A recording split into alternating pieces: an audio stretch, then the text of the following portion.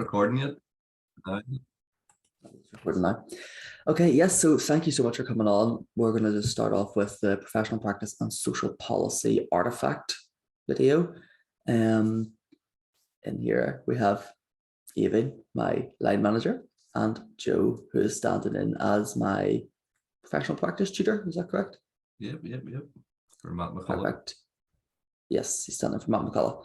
So without dwelling on anything too much, I think the best thing would be if we just have a look at this video and go from there.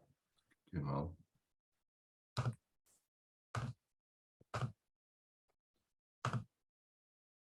We can all see this, okay? Yes, yep. Perfect. Hello. And sound's working? For this piece of work, I struggled for a while. Yep. Yep. A metaphor for a video that accurately demonstrated the knowledge I've gained and the development that I have went through with regards to my youth work career while studying this course. After a lot of deliberation, I decided that it coincided with my time working on my physical fitness, which is something that I'm quite passionate about. And so I thought it was apt to combine these two passions of youth work with my own physical development. And so through this video, I'm going to walk through what I've learned for each journey, because there's a lot of overlap. And while it may not seem at face value like they can be comparable, through planning this process, I found a lot more comparisons than even I thought there actually would be. So we'll get right into it. When I first began my youth work journey, I was a volunteer for a youth centre I'd been a young person at for a number of years. This meant that my time spent planning and spent organising sessions was very limited. I was doing very little actual preparation work for what I was doing. I was showing up. I was almost winging it. And that's something that I found like overlap with the gym as well. That was something I was doing at the start of my fitness journey, where I didn't come with a plan. I didn't come with the equipment I needed. I didn't come with a set idea in my head of what needed to happen. And what that resulted in was less than ideal sessions.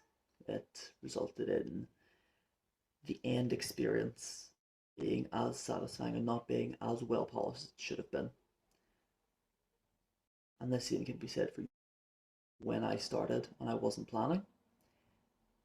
I ended up running not a bad session. There were still things happening. There were still activities being done. There was still learning to be had for the young people. But it wasn't as polished and it wasn't as clean as I needed it to be. And so this next clip, I'm going to some metaphors as to what exactly I mean by that. For this clip, we can see me pouring in a kitchen that admittedly should have been tidied before recording this video. This represents me getting ready to do the very base preparations for any session, much like at the gym. I take my time, I make sure to do it right, I pour in the correct amount of water in the same way I put in the correct amount of effort into any session. I make sure to do everything that I can to have this gym session run as smoothly as possible.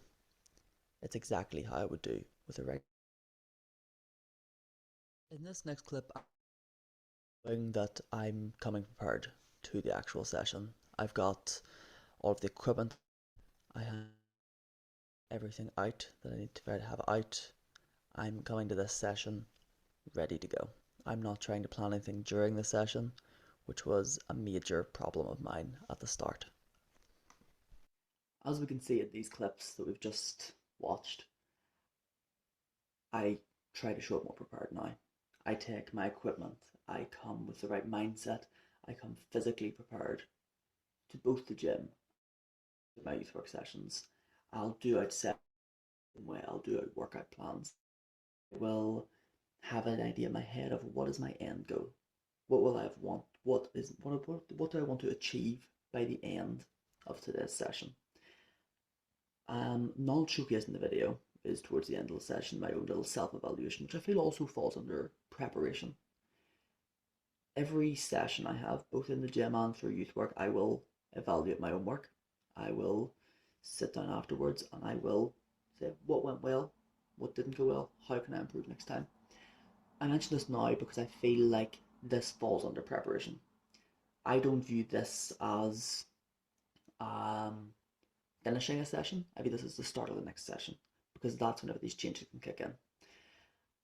My self-evaluation as part of my preparation is as important as me showing up with a plan for a session.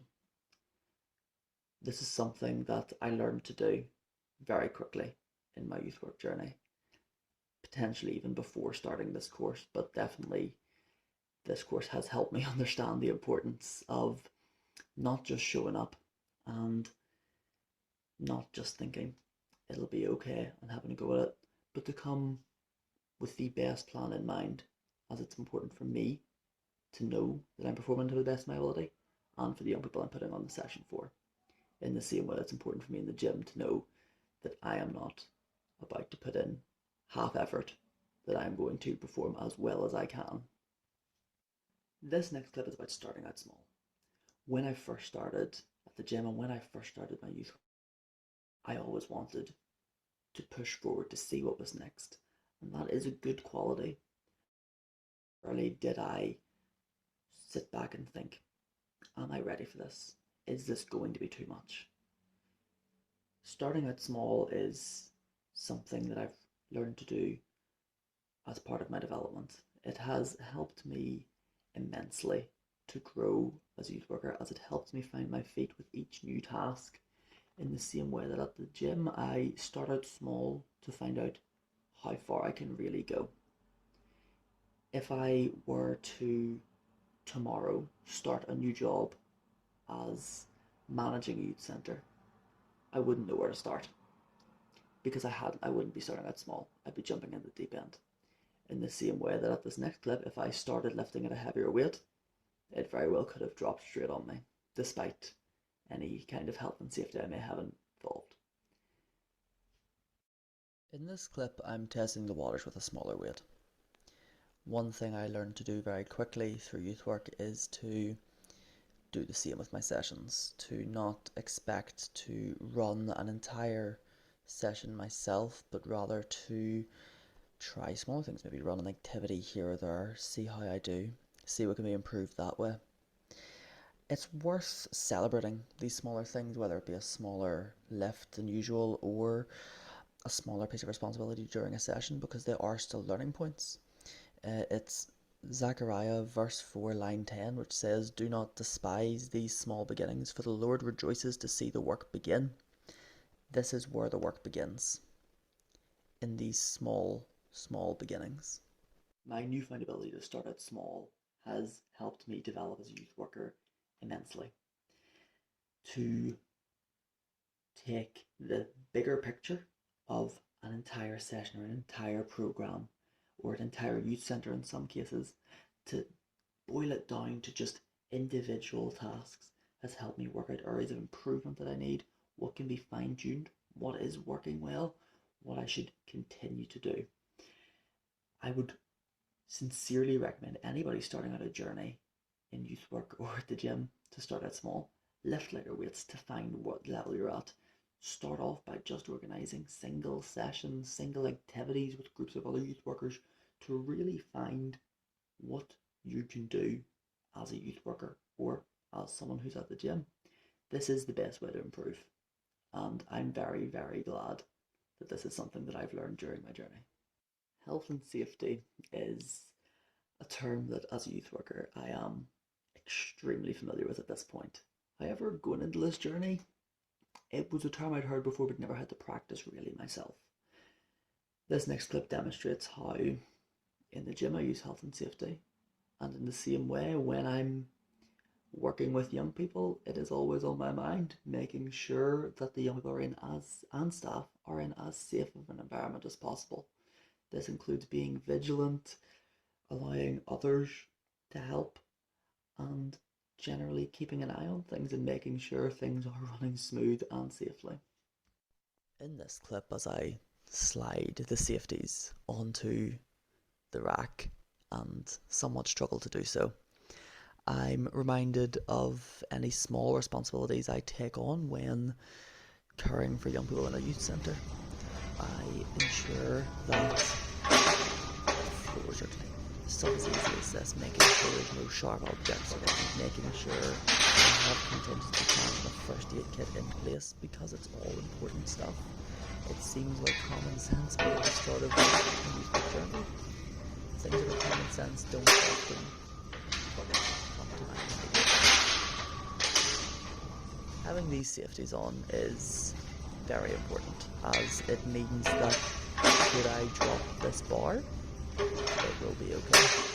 In the same way that health and safety in the youth centre is important. If a child slips and falls, what do I have in place to ensure that they will be okay? If a child is playing in the sports hall, for example, what am I doing to make sure that the risk is as limited as possible? That's what's going through my head at the minute whenever I'm seeing myself put safeties onto the rack. Giving up is very easy with any task, not even just the gym and youth work, any task. One of the easiest things to do is give up. Something that I feel like we all can relate to is having to persevere to get through this desire to give up, to work through difficulty. This next clip will showcase that. In this next clip, I am tired. I am ready to give up. You'll see me complete a few reps, pause at the top, and then the weight comes right back down onto me. This has happened countless times. The weight of work, the weight of trying to do things that are outside my comfort zone can become too much. Giving up after failure is all too easy. In this clip, I use what is realistically the last of my strength to push to allow myself to move. Immediately following this, I get back down, because giving up is the way to improve. There have been times in my journey over the course of my youth work career where I have wanted to give up, where things have been difficult, where I have thought, can I keep doing this? The important thing is that I always pushed through and made sure not to give up, but to push through and continue despite failures, despite weaknesses. Angela Duckworth is a psychologist who is the founding thinker of grit theory. Grit theory states that those who improve the most do not do so through luck or through learning quickly or easily, but through coming back from failure and fighting adversity. In the gym, me feeling a lift feels horrible. I feel weak, I feel like I can't do it, and it demotivates me. But I'm aware that in order to improve, I cannot give up here. I have to get back to it and test my limits, see what I can do. Go back to starting out small, start smaller and work my way forward, but show grit and not give up. The same applies to youth work. Especially when I was starting out, I wasn't sure that I could do this forever. There's still days now where I'm not sure I could do this forever. But what I've learned to do is take my feelings and push through. If I have a bad session, it's a bad session, but it's not the end of the world. I'm able to bounce back from it. I'm able to learn from my mistakes, hit the next one running, and improve upon every mistake I may make in order to fine-tune my practice. That is essentially Angela Duckworth's grit theory in action. Pushing my own limits is something which I've always tried to do, but have not always done successfully. Through learning more about who I am and where I stand, what I'm good at, what I'm not so good at, able to work harder and improve by pushing myself out of my comfort zone, by not allowing myself to always be comfortable. There was a time where recording this video would have been impossible. We would be sitting looking at a PowerPoint right now. But by pushing out my comfort zone, I've become more comfortable talking, I've become more certain in my words, and have allowed myself to really discover more potential in myself. And it's something I continue to discover by continuing to push myself out of my comfort zone and push past those limits. In this clip, I put the weight up on the barbell. I push to slightly higher than I'm used to, and the reason for that is to test what my limits really are, is to push further than I think I can currently do, because by doing this is how you improve. Staying within one's comfort zone is not productive for growth. Entering the growth zone by trying new things and by creating challenges for yourself is how I find that I learn the best. It's how I find that I develop the best, by creating situations for myself where I'm not entirely comfortable, but yet I remain safe and I know there's backup. Accepting help was a major issue for me starting off this course. I always found some inkling of shame in asking for help, in asking for support, in I feel like I had a fear in being seen as someone who didn't know what they were doing, when in reality the people around me, the support networks around me, were the key to development all along. The ability of others to share their wealth of knowledge has improved my practice tenfold. I'm no longer just relying on myself and my own knowledge and what I can work out on my own. I am able to take in this pool of other experienced people around me. This next clip is something I think demonstrates that well. This clip showcases me putting on my wrist supports. This represents me accepting help. When I first started at youth work, as I said, I did not want to ask for help. In the same way that when I first started the gym, I did not want to accept the help of these supports, as I felt it was lightening the load and making my life a little bit easier where I shouldn't. However, I've come to realize how foolish that is, and that despite occasionally struggling to accept this help or forgetting to accept this help, it is there. Help is here to help us succeed. Our successes and failings are areas we learn.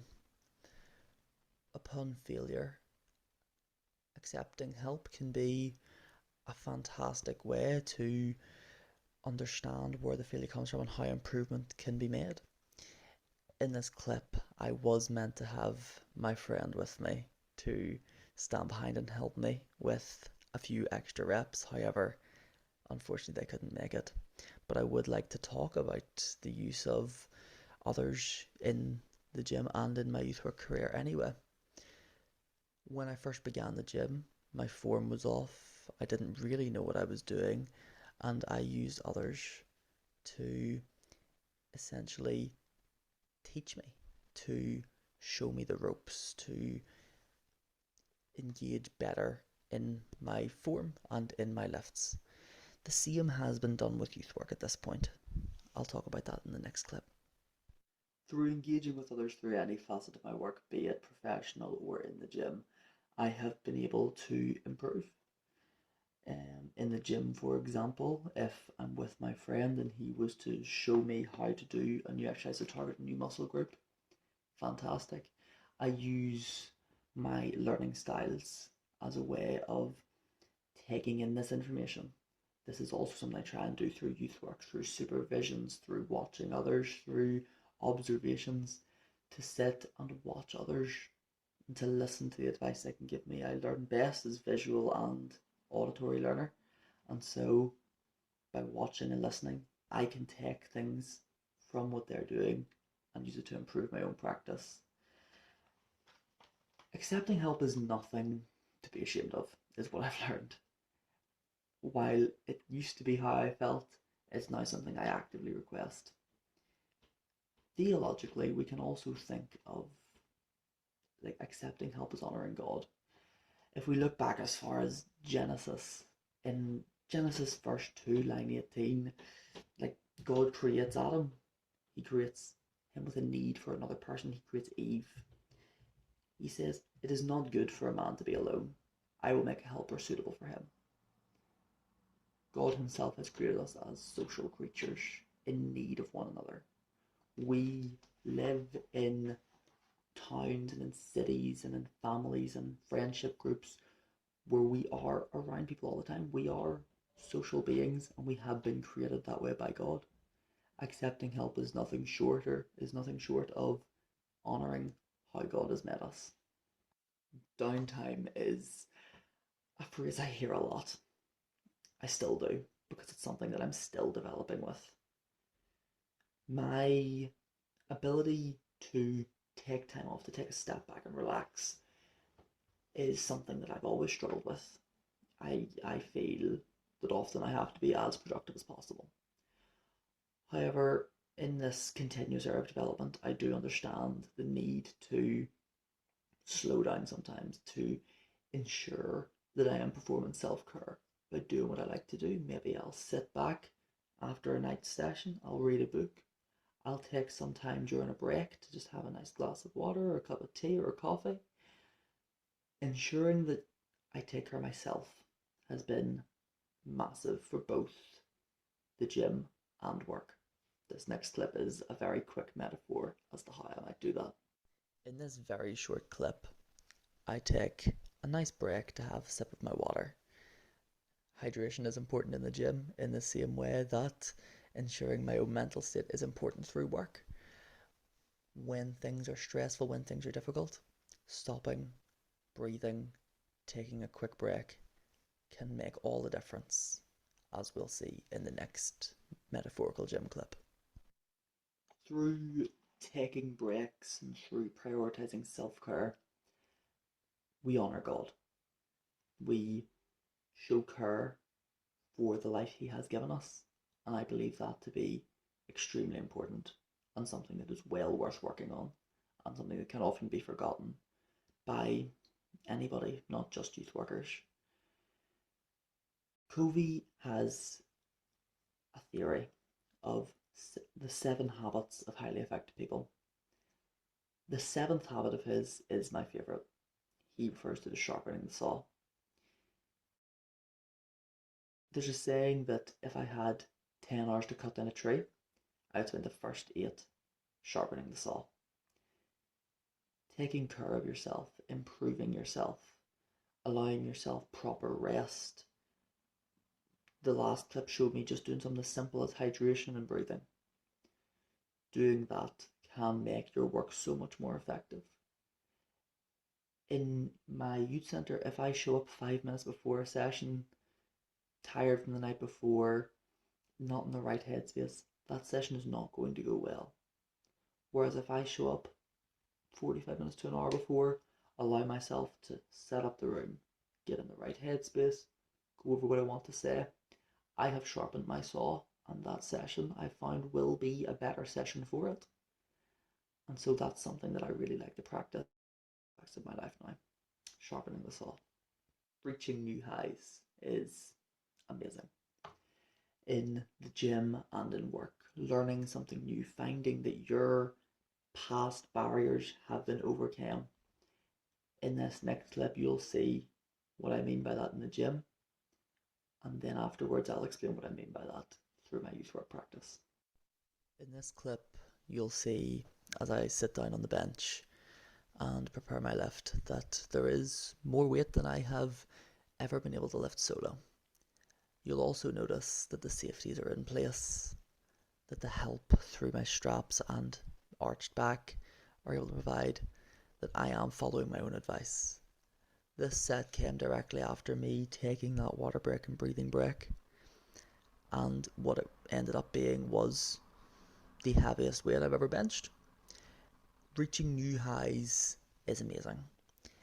It doesn't always come. It's usually a long time coming, but it's doable, and it's done through taking my own advice that I've learned through this course. I think at the end of the clip, the excitement in my face shows everything. I'll now explain how this can relate to youth work theory as well. Reaching new highs is not always going to happen, as I mentioned in the last voiceover. It's often a lot of build-up. Coming towards the end of this degree, I was fortunate enough to get a new position in a youth centre up here in Belfast, where I was given more responsibility because it was a smaller centre. It is starting out small, as I had said I would do before, but the opportunities that have risen for me from taking on this job have been amazing. The most recent high I reached was succeeding in getting funding for a TWIP summer camp, which I had never applied for before. It was my own budget plan, everything applied for by me, and it was my first time succeeding in doing this. That's a high that I've reached. They may be few and far between, but when they come, they are well worth it, and they come as a result of following my own advice as I've laid out here. They're worth celebrating, and they are also learning points, as it shows real progress. I do hope for many more to come, but I am aware of the work that needs to be put in and the determination that I need to have in order to achieve them. Of course, both the gym and youth work are not limited to one or two activities. Up until now, this entire metaphor has been me on the bench press. However, it's not all I do when I'm there. This next clip has me on the shoulder press, strengthening a new area, showing that it can be important to be versatile in my work.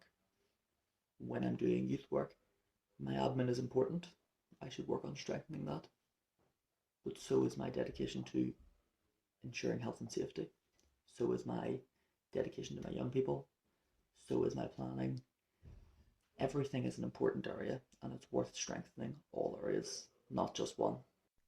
As laid out in the previous clip, as I introduce this, we can see me gear up for a different kind of lift to work a different muscle.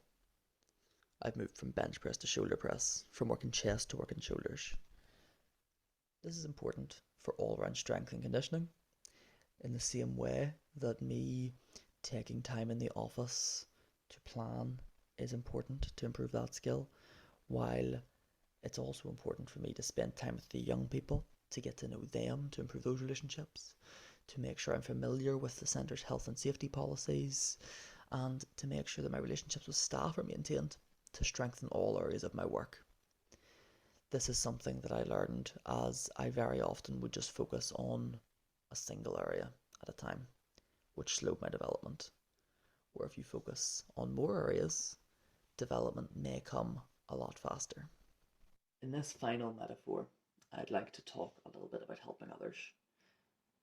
Through this degree, I've improved my ability to understand not just theory but also my practice better. In the same way that during my time at the gym, I've been able to learn how to lift more efficiently, learn new exercises, how to target new muscle groups. Helping others is an important part of development, because as well as learning myself through being taught, I can also learn through teaching others, and in doing the same, help them help others and have a much larger ripple effect. The next clip explains one way that I do that in the gym, and then I will finish explaining how I may do it in youth work after those. In this short clip, I'm re-racking my weights. I'm allowing others to come after me and have an easier time doing so because I've been there to help. As I wipe down the bench and bar after finishing using it, I'm also thinking of those coming after me who I've lightened the load on, who I've allowed them to focus on what's important to them. In the gym, that may be lifting. In youth work, it may be something else. Another way I might have helped someone in the gym, perhaps more topically, is by giving advice on form, or if they don't know how to use equipment, showing them. If I could have videoed myself doing that, I would have. However, it didn't come up during the recording, but I have done that through youth work as well. In my practice at the minute, there are very few professionally trained youth workers outside of maybe OCA in level 2. This means that youth work theory is often not entirely understood. What I've been able to do is deliver my own training sessions, relaying my learning to the staff who have then been able to implement into their practice, thus improving the general practice of everybody, and again having a ripple effect on the quality of youth work provision in my practice. In closing, the course has taught me so much. I have come from someone who knew very, very little about youth work theory and about professionalism, about the theology behind youth work, and have been able to push forward into someone who I feel is a much more fledged out youth worker as a result. The learning has been invaluable. There have been times where it's been difficult, which has even then still taught me about pushing through.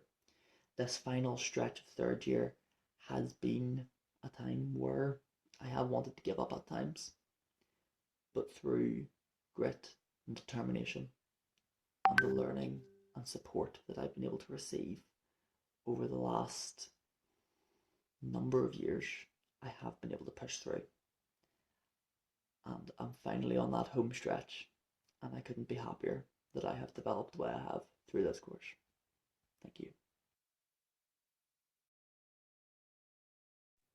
Okay, and that brings an end to the video. Thank you so much for sitting through and watching it. I'm aware that we only have 7 minutes out of this current meeting, and so we can change it up and begin a new one. Or would you like to just go into your breakout rooms now and discuss a little bit before we come back? Look, Shane, well done. That was very reflective. At this time in the morning, I'm actually sweating watching the gym workouts, and I think I've learned more about gyms in the last 20 minutes than I have all my life. But what would be really helpful now is, even I'm conscious this is going to die in 6 minutes or something, is if you could put me and Aoibhinn in a breakout, stop the recording, but then when we come back in, if we can record our discussion or 5 of it. I don't know if it's possible to put us in the breakout rooms. Should be. Or even if you want to stop recording and leave, and then when it kicks us out, we can come back in, all of us. Great. Okay, that'll do. Just let me know if it kicks you out, and I will send out a new link. Okay. Well done, Shane. Thank you.